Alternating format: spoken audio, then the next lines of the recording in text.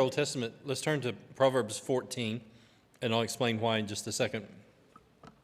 Something that's going to be announced, well, it's going to be in the bulletin and going to be announced 2 or 3 times, but I still wanted to just do it because we never have the same group, and we're going to have some different ones who come in.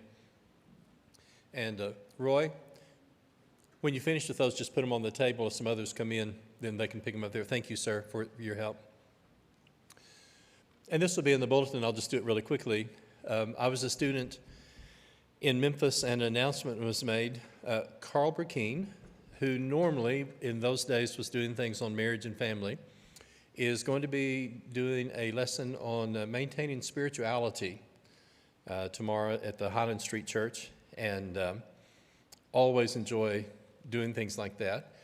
And he went, and in their house, he woke up an hour before his wife, put the coffee on, and he said, typically, then I have at least an hour, and he just called it my quiet time with God before the day gets started and all the stuff takes place. And then while he's talking about different aspects of this, then he just paused and he said, the single most helpful spiritual discipline that I have is that there are given months where I will read on a day 5 Psalms and 1 chapter from Proverbs. And so, I'm sitting here, kind of doing the calculations, think, okay, 5 times 30 is 150. So there's 150 Psalms. And then he said, and if there's 31 days, then I do 1 day on Psalm 119 because it's the longest one. That was in, I think, 1976, and not every, but nearly every year since then, in January, I start a new year by reading through 5 chapters from Psalms, 1 chapter from Proverbs. And if you haven't done that, both bulletin article, and we'll talk about it at a later time, I would just really encourage, if you've just never had that opportunity, just to kind of walk through. And I stop and think, teacher, which is the first and greatest commandment? And just with the drop of the hat, he says, you shall love the Lord your God with heart, soul, mind, and strength. 2, you shall love your neighbor as yourself. And these are the 2 greatest. And so when I read the Psalms, this is Israel's hymn book. The earliest psalm that we have a heading for is Psalm 90, written by Moses. So when I think of Moses, I have a mountain, 1,500. And then there are psalms that are written all the way after they come back from exile, from captivity. So we have a hymn book that is composed over 1,000 years. David in the middle at 1,000 is going to write 75 of them. But just reading the Psalms and just saturating ourselves with the thinking and the presence of God. But when I think of the book of Proverbs, I think, your neighbor as yourself, and that need for personal and practical wisdom. I don't know why. I was wide awake at 2:30 this morning, and so I thought, well, I'll just read the chapter from Proverbs. Today's the 14th, right? Was it even on the right day? But let's just look at Proverbs 14. And 2 things I want to do as we introduce this. One is, and we'll touch on this in different ways as we go through, when we read Hebrew poetry, which is going to be the book of Proverbs, the 2 lines, I'm going to call them line A and line B, are going to interact with each other in thought. Only the Lord knows how many languages these books have been translated into, and so it is just not going to work in Cantonese or in Portuguese or, Italian to try to rhyme at the end of the word like we do in English. And so it is a parallel thought, and sometimes there's 3, and sometimes it's extended, but most of the time it's 2. And the 3 major ones, and we'll add another one later, but just think about this.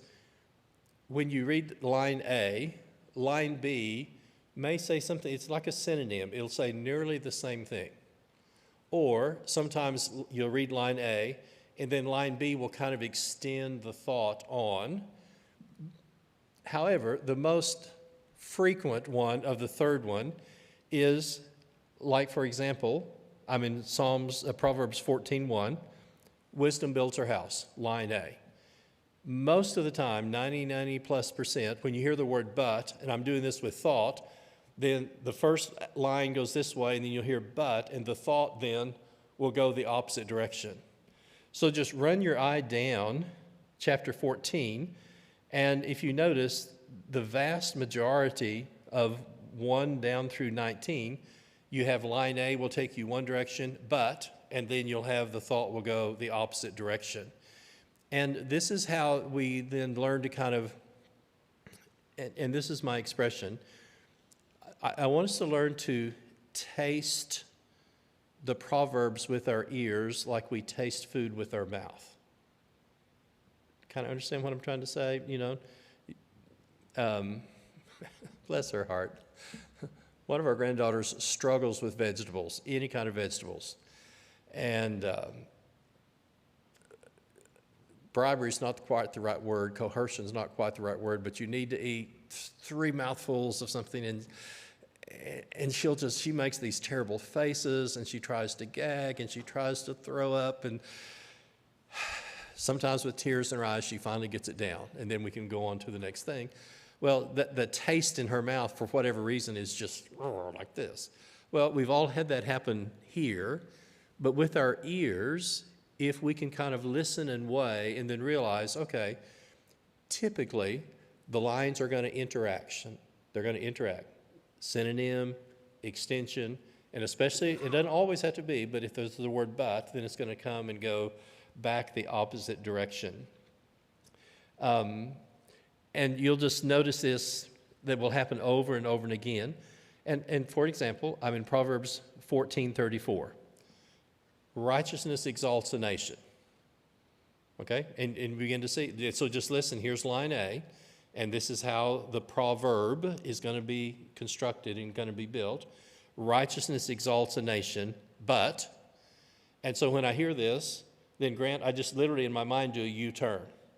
I'm going this direction, righteousness exalts a nation, but, and in my mind, we come and we're just literally, the proverb is going 2 directions. And then, like I said, at other times, the synonym then continues the thought, will say nearly the same thing a different way, or it will extend the thought, but you're still going the same direction. And so mentally, as I read these, and this is why, again, a chapter a day, you don't have to race through it, and you can just sit there and just think, what does this say to me? What is God trying to say by these different expressions and these different words? So if you'll go back to Proverbs 1, a part of the reason, and for the time that we have, look in Proverbs 1, and then if you'll go ahead, and those on tablets, this will be a little harder to do, but also look at chapter 9. And what we're going to have, and we'll notice this here in just a second, in these first 9 chapters, here is a unit. And, for example, from chapter 10 on, most of them will be kind of single-line statements that are given for a whole variety of context. However, we're going to have kind of like an extended discussion. And as we looked last week, how many times is the term my son used? Oh, my son. Okay, I'm sorry. Daniel's son, wax on, wax off. I'm sorry. We're all subject to certain influences that we've had. And so I read through Proverbs and I hear, oh, my son. And then I see this guy, Daniel's son, you know. But what's going on? Oh, listen carefully. Daniel's son. Okay? And if you watch, you know what I'm saying. And here's this older man talking to this younger man, and that's that expression, you know, Daniel's son. And then here comes this instruction. And so over and over, we're going to hear, oh, my son, my son. And this is going to be a part of the intent of the giving of wisdom. And so the instructions specifically from the Father to the Son, and they will still continue in other places, is going to be especially from chapters 1 through 9. And so because it's wisdom given in that context, we're going to have more kind of extended statements in 1 through 9 that are going to carry the thought. And then when you come to chapter 10, they're nearly all just 1 verses again as we head toward the end. And just anticipate this, and we will do this, we'll just have to. Proverbs 31, okay? In my house, she is called the mythological woman who could never have existed. Uh, she gets up early, she sells stuff, the kids all like her.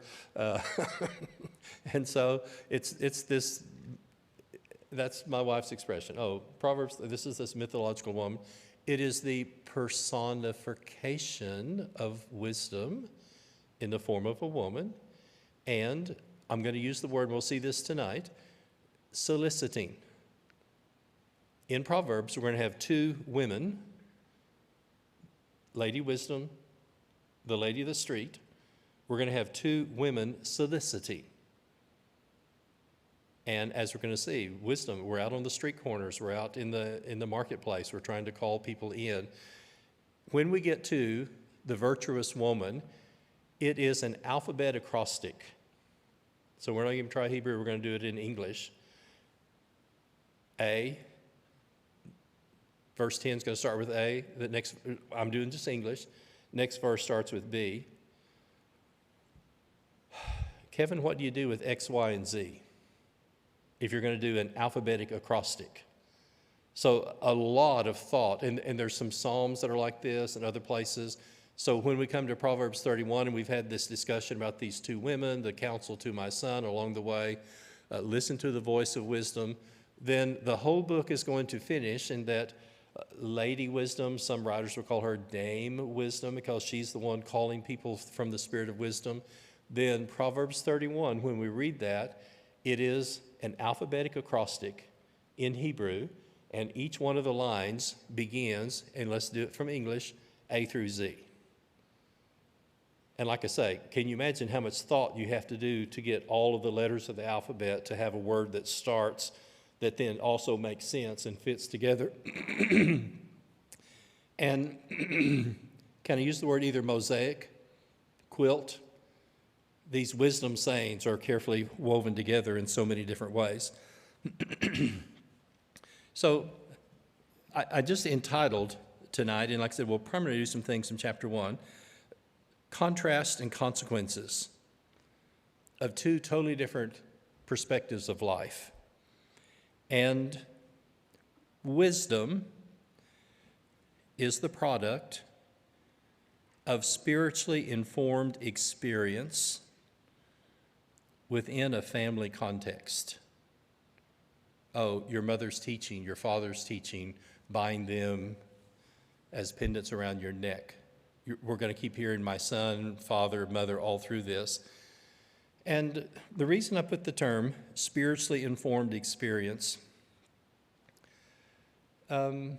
we have an English expression, experience is the best teacher. But I was with my dad in just a lot of different situations, and he was always just 2 feet on the ground, really, really solid with stuff. And we were talking about one of my friends that I knew, and he said, I'm afraid this guy doesn't learn from experience. So what's a person's life going to be like if they don't learn from experience? They're going to continue doing the same things over and over and over and again, and in some cases, greater calamity is going to be coming into their life. And so when we read this book of Proverbs, and remember from last week, wisdom is going to commend what the law commands. And so Moses will give these specific commands. And like, for example, how does Psalm start? Happy is the man who walks not in the counsel of the wicked, stands not in the way of the sinners, sits not in the seat of the scornful, but, see the thought, but his delight is in the law of the Lord. In his law he meditates day and night. Oh, he shall be like a tree planted by rivers of water. And what's that tree like? Well, he brings forth his fruit in his season, his leaf doesn't wither, and whatsoever he does will prosper. What's going on? We're commending in poetical form what Moses is going to command in the law. And so we want to look at some of these, and this is my expression, words of a feather flock together. And I did this last week, but just notice, you take any one of the works of the flesh and not a one of them fit with love, joy, peace, patience, kindness, goodness, faithfulness, gentleness, and self-control. And we have certain biblical words that, just like relatives and family, but words of a feather of the same kind flock together. And so we want to look at, as we do this opening paragraph, the cluster of words that are going to be used with wisdom that are a part of both the synonyms and the expression. I'll leave you, if you'd like to read these passages, and I just made this statement. Solomon was blessed in his early years by God's presence. And we're talking about literally God talking with him in God's presence. And I don't know when we'll touch on this because it's so depressing. The man wrote better than he lived. And this is haunting. He is not a teenager when his wives turn his heart away from God. And you just have to wonder, is he even going to make it in eternity, because he is so involved in paganism and sacrifice and on, brings sons into the kingdom that are certified pagans when they come in. And so I think at least the wisdom literature is written during the earlier years before he gets so involved. And ladies, this isn't a put down, but anybody who has 700 wives and 300 concubines is distracted in just a whole variety of ways. And after a period of time, can I use the word hedonism for just the pursuit of pleasure? That just took over his life to the point that virtually God is pushed out at the very end. The readings where he will talk about, as a father talked to his son, here is the man whose father is the man after God's own heart. So there's going to be direct counsel, first of all, from David, and then the presence of God is very significant in the early lives of the life of Solomon. But like I said, it's tragic that when you keep reading, I doubt that any of these Proverbs are written during the latter part of his life because he was so consumed with those things. But notice this in this opening section, and I'm just going to read verses in chapter 1, verses 2 down through 7. And this is a very carefully constructed unit, and we're going to hear these synonyms, but we're also going to be introduced to different types of people spiritually. And verse 2, that men may know wisdom and instruction, understand words of insight. And you see how these are virtually synonyms? They're going to keep the thought going. To receive instruction in wise dealing, righteousness, justice, and equity. And here's a very important word in Proverbs. It's the word prudence. Prudence is going to have to do with timing and doing the right thing at the right time in the right way. Prudence may be given to the simple, knowledge and discretion to the youth. The wise man also may hear and increase in learning, and the man of understanding acquire skill. To understand a proverb and a figure, the words of the wise and their riddles. And then some writers will call this either the motto or the theme of the book of Proverbs. The fear of the Lord is the beginning of knowledge. And notice the word but is not here, but notice the change of thought. Fools despise wisdom and instruction. And this is kind of our introductory, introducing kind of terms and concepts that's going to be a part of this. So Proverbs is addressed to people of different levels of spiritual maturity and also of different experience. And like I said, from the RSV, they will start with men in verse 2, and some will not have that. But notice the types of people that the book is written to. And these are very loaded terms. One is the simple. The second is the young. Then the wise. And some translations will call either discerning or the understanding. One of the synonyms for simple that's going to be used a lot more, that's not just in this particular section but will come up very quickly, is the term fool. And we will actually look at just that word at a later time. This is not someone who's not. This is not someone who is either emotionally or physically handicapped. This is a person who chooses to do things consistently that either they know better than to do, or they don't learn, or they don't care. And there is a whole cluster of Proverbs, both in terms of this is what they're like, this is their lifestyle, and then here is the outcome of those particular people. There's others, but look at number 2. Here are some of these words of a feather. And as you read through Proverbs, and especially when we get to just these A and B, just one verse that talks about 2 things, the word wisdom is going to come up over and over and again. And again, wisdom is the capacity to kind of do and say the right thing at the right time. We're going to see a term later. We're all familiar with the term IQ. There's been some writings not too long ago recently called EQ, emotional intelligence.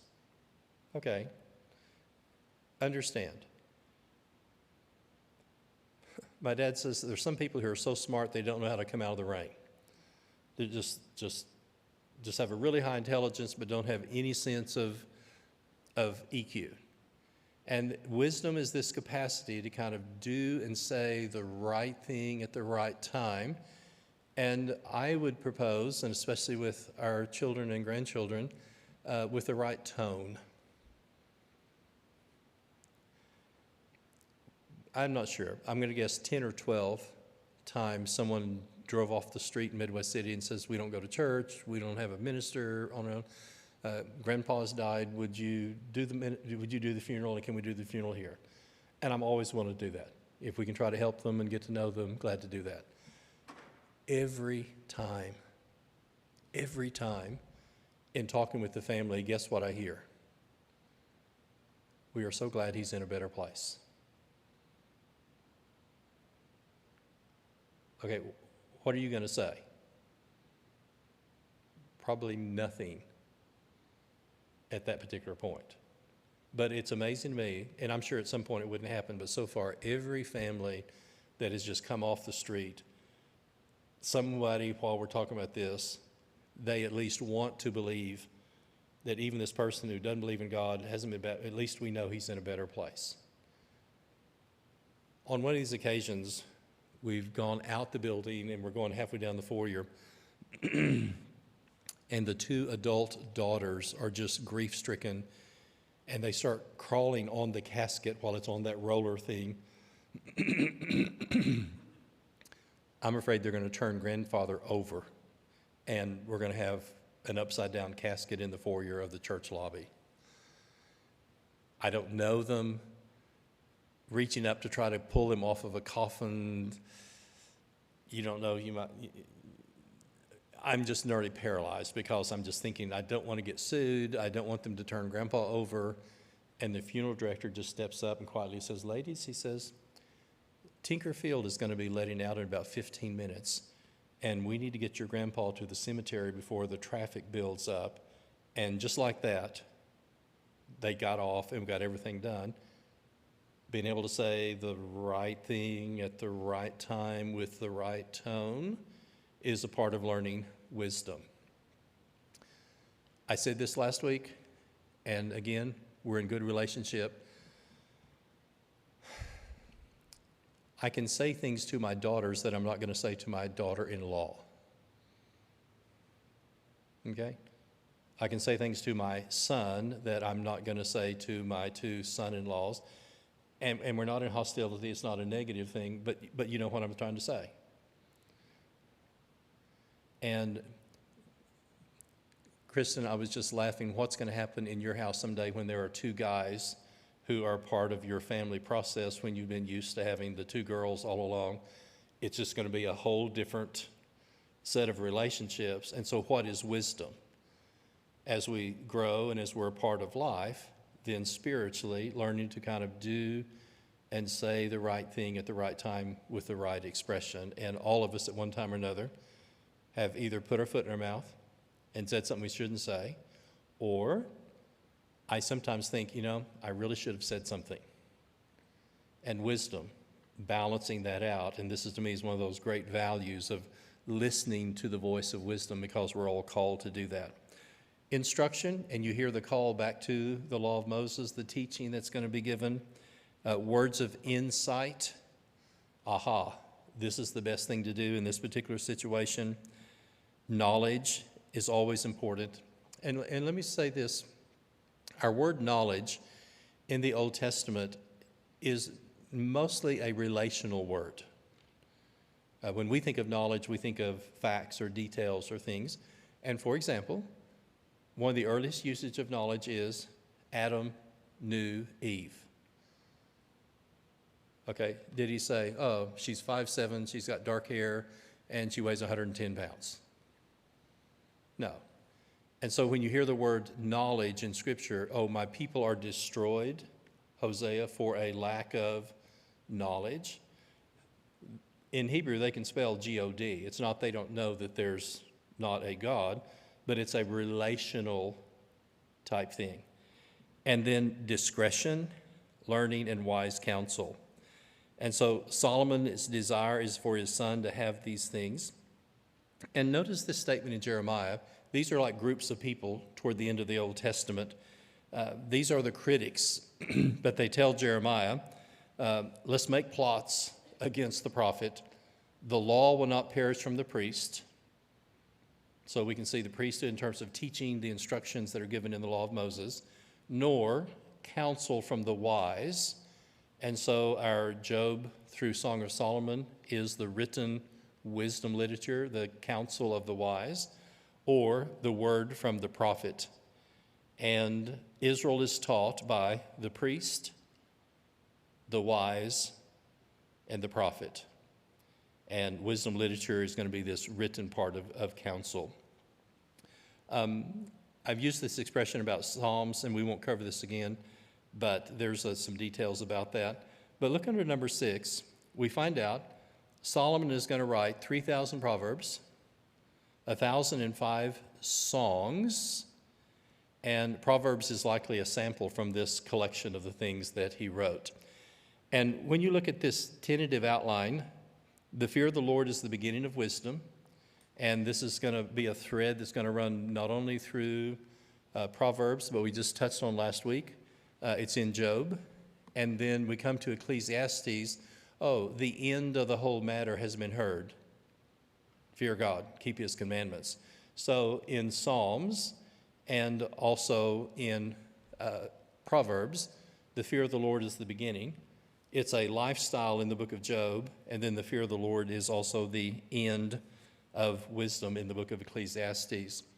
And there's several ways to do this, but notice the outline. We're going to spend most of our time on the first 9 chapters, the Father's praise of wisdom, and then from 10 to 22:16, Proverbs of Solomon, and then there's a section that says words of the wise, and again, most of these are one-line sayings. Then there's another section of Proverbs of Solomon, and when you read through this, you'll see King Hezekiah. And Hezekiah is, let me do it this way, there are, in the northern kingdom of Israel, there are 19 kings. In the southern kingdom of Israel, there are 20. 6 of the 20 at one time or another are said to have really kind of good things about them. And even so, out of that 6, 3 of them are really worth their salt. And Hezekiah is one of those.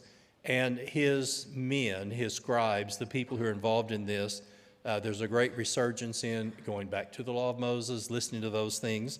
And Hezekiah's men are also going to work from a collection of the Proverbs of Solomon. So you'll find that they're under number 4, the further Proverbs of Solomon. And then we're going to have the words of Agur, the words of King Lemuel. And then I just put it this way, an alphabet of wifely wisdom. So like I said, we won't see it in English, but then when you read that part of Proverbs 31, then just be thinking, okay, originally then this is alphabetically the first word will start with the different letters of the Hebrew alphabet. So when you turn the page, notice the opening. We just read through this. Look at the words that I've underlined that are just not bolded. To know, to understand, to receive instruction, to give prudence. And then look at the people, the simple, the wise, the one who understands, the youth. But I put an asterisk up by righteousness and justice, and we'll touch on that in a second. But notice 7a, and I put it in larger letters. The fear of the Lord is the beginning of knowledge, and I just put arrows going to your right. And the word but is not there, but notice the thought goes the opposite way. Fools despise wisdom and instruction. One of the earliest accounts of these wonderful ethical terms that we're going to find out, especially in the prophets, of all things, is given to Abraham when Isaac is a young man. And this verse in Genesis 18:19, God says, I've chosen him, I've chosen Abraham, that he may command his children and his household to keep the way of the Lord. And anticipate, the word way and the word path are going to be used very, very frequently through the wisdom literature. The Lord knows the way of the righteous, but the way of the wicked will perish. All the way back, 2000 BC, with Abraham, to keep the way of the Lord. And the first time we're introduced to righteousness and justice in our Bible is, I want Abraham to charge Isaac and also his household to walk in the way of righteousness and the way of justice.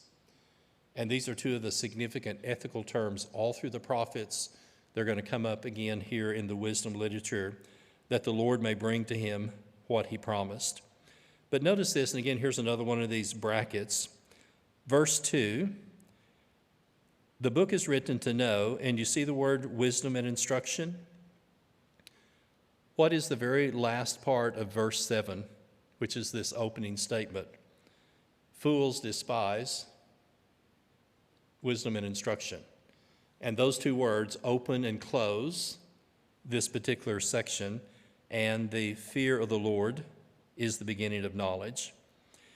When we read the transition from David at the end of his life to Solomon, and we'll see this like in Proverbs 4:4, when I was a son with my father, and you hear this family terminology, and again, my son is going to be repeated. Solomon says, when I was a son with my father, he taught me and said to me, let your heart hold fast my words, keep my commandments and live.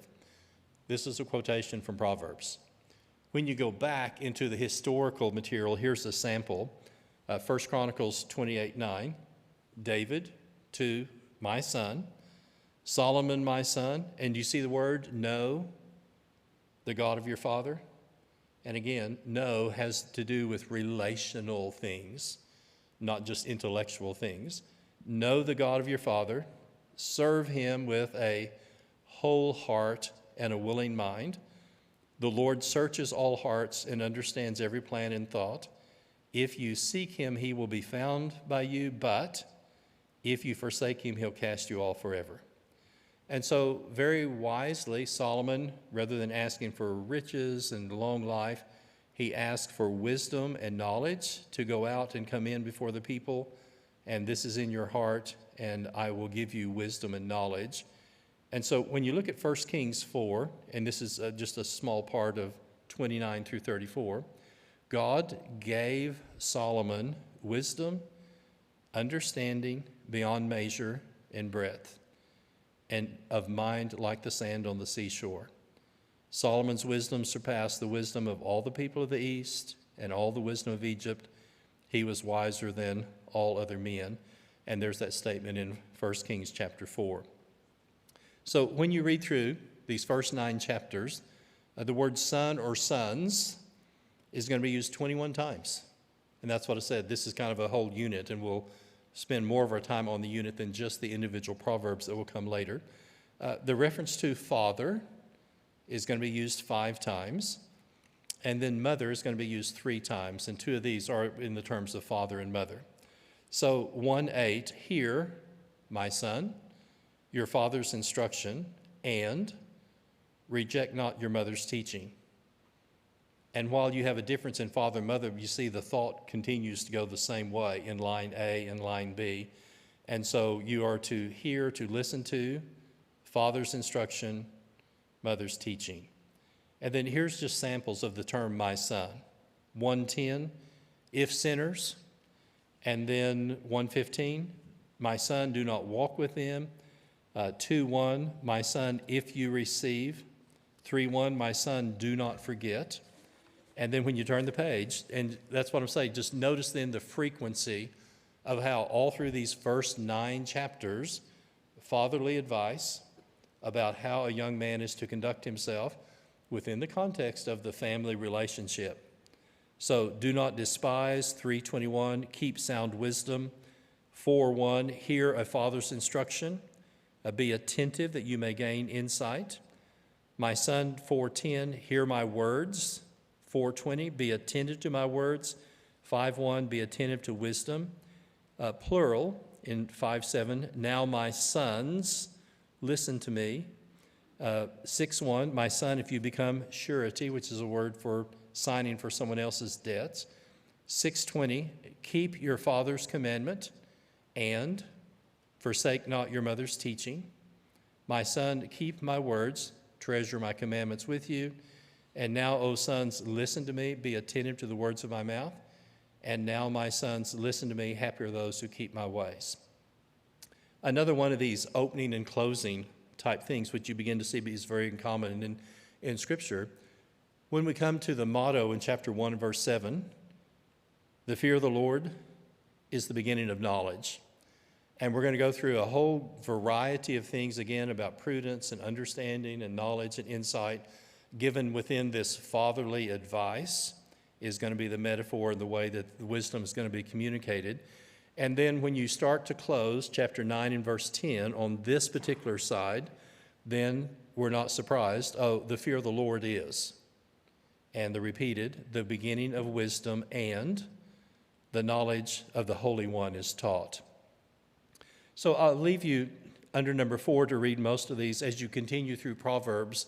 The father, the son, and occasionally the reference to mother is used over and over.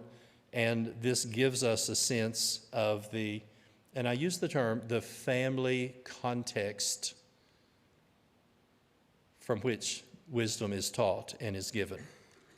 At the bottom, number 5, and I don't know the best word to use, and this may not be the best term to use, but the first opening section in this, and I use the word gangs, and that these are people who are gathering together to do harm to other people. And one of the very first things that Solomon is going to say is, if sinners entice you, and you keep hearing these words, we and let us and let's do this and let's do that, and it's just surprising. This sounds like gangs in New York, Chicago today. You just listen to the things that are said, and this opening section is a call to say, can I use it this way? Son, remember where you came from. Remember your heritage. Remember your roots. Remember the call to be a spiritual person. And if these people entice you and call you to do these things, then I just said under 5:2, here's a vivid picture of the attempt to entice one to join in their actions. And these are young men who are totally void of greed and immoral lifestyle. And notice again, as we go through the book of Proverbs, the word way is used 76 times. Oh, this is the way that a person is going. And sometimes it's the way of wisdom, and sometimes it's the way of the world. And then the path is used 23 times as it goes through the rest of the Old Testament. The next section, after you've read through from verses 8, and it goes on and on, all the way down through 19, we're introduced to, and I'm going to call her Lady Wisdom. That's the term I'm familiar with and I like. And if you notice in verse 20, and this is why I like the word soliciting, because very quickly when we come to the next chapter, one of the things about wisdom is, oh, you will be delivered from the woman of the street who is also soliciting. Wisdom cries aloud in the street, 120. In the markets, she raises her voice, and on the top of the walls, she cries out, and at the entrance of the city gate, she speaks. One of the just sobering things that happened in 2019 is that we got to go to Israel with Everett Hufford, and the city of Dan is the far north. And you remember Jeroboam becomes the king of the northern 10 tribes, and the first thing he does is build a golden calf at Dan at the very, very top, and at Bethel, and they've actually excavated the square and the site where the golden calf was. And I just walked through like you're walking through a contamination. I just had the shudders just thinking, it's just kind of unbelievable that in Israel at a later time, then we're going to, at this fortress at the city of Dan, we're going to have this whole square, and they've excavated, and this is where the idols were and all this other stuff. But there were these huge, huge, round, reddish rocks that were on the walls, and then here was like the city gate where you went in. And of course, we're hundreds of years later, but words like this echoed in my mind. Oh, the street, in the market, in the top of the walls, at the entrance of the city gates. And you stop and think, through the years, how much commerce, how much business was done by people in these particular contexts, and whether it's bargaining or selling or soliciting and other things. And so wisdom is not described as being something that's locked up in a book. Lady Wisdom is out in the middle of the marketplace. She is out in the street. She is out in the public. But this first discourse of wisdom, basically, and it's both kind of sobering and sad at the same time, this first discourse is the consequences of not listening to wisdom. And notice this in 5:1. She is calling out to, and you'll find the terms, the simple ones. And again, simple, again, are people who hear and listen and then don't ever learn. They keep doing the same thing over and over and again. The next group are going to be the scoffers. And there's always going to be people saying, oh, I don't believe that, or that's just Bible talk or something. And then here they are, the fools. And the fools are going to be the one, again, who have the opportunity to listen, to learn, and to know. And they just continue in their lifestyle and are never impacted by that. So from 122, they have a love of being simple. They delight in scoffing. And fools have a hatred for knowledge. And so she is going to warn them of the consequences of this short-sighted behavior. And you read through this, and like I said, it's very sad, but here's all the activity of this type of person. Here are going to be the consequences. And then notice Proverbs 1:29. Because they hated knowledge, they did not choose the fear of the Lord. They would have none of my counsel. They despised my reproof. They shall eat the fruit of their way. They will have the fill of their own devices. For the simple are killed by their turning away, and the complacency of fools destroys them. And it's very brief, but notice the change of thought. We've had a whole series of things about the fools and the simples and others. But whoever listens to me will dwell secure and will be at ease without dread of disaster. So as you read through these sections, again, notice this cluster of words along with wisdom. Wisdom, discipline, understanding, insight, discretion, learning, and guidance. And all of these things, the simple and the fools and these others, will not listen to. They won't heed. They won't hear. And that's why you'll keep hearing terms like, listen, give yourself to these, bind these on your heart for those who are walking in the way of wisdom. And those who are in the path of wisdom, they have understanding. They are going to be obedient. And here's this wonderful word, prudent. And compared to the simple and the fools, then they're going to be secure in their life. So as you read through Proverbs, I thought this was an interesting little comment. In the book of Proverbs, there will be obviously proverbs, parables, and riddles. And Proverbs will bring us face to face with lessons to help us cope better, to manage our affairs, to avoid making mistakes, to have better relationships, and to live more in line with God's ways. And through Proverbs, we're brought face to face with a variety of human situations, lessons in prudence, diligence, hard work. And Proverbs admonish, they warn, they teach, and they point us to God's wisdom, which is his pattern for the ordering of good life. And just something to think about. I'm obviously going to encourage people, especially as we come to January, to read through. You don't have to wait until then, but if you've never done that, I encourage you to do that. But the other thing is this. When I was born, my great-grandmother was 75, and other than Hugo McCord and Johnny Ramsey, I've gone to her house on Sunday afternoon, and she's looked me in the eye and quoted Scripture for 3 hours. The whole book of James, the whole book of Galatians, the Sermon on the Mount, Proverbs, and would turn her King James Bible without ever look. She knew when it's time to turn the page, and she just had huge sections of the Bible committed to memory. At this time, I'm 10, so she's 85. And you stop and think, she gets married at 14 years and 9 months in Nebraska. By 18, has 3 little boys that are 4 and under, and gets on a train in 1901 and comes to Indian Territory. Can you imagine being 18 years old, having 3 boys who are 4 and under, and in 1901 getting on a train and coming to Indian Territory, and lives her whole life here? And I'm thinking, while I am with her when I'm 10 and she's 85, Scripture's going to say some things to me at 10, but they're going to say other things to her because of her life experience that I don't understand yet. And I would just encourage you, we did this with our kids. We did a lot of reading when they were younger, but as we're taking them to school or whatever, we had some cards and we had Proverbs, literally, that we looked from. A good name is to be chosen better than great riches, a whole group of things. And at different times, it would do us all good to have some words of wisdom, some proverbs that speak to us at the point of life where we are.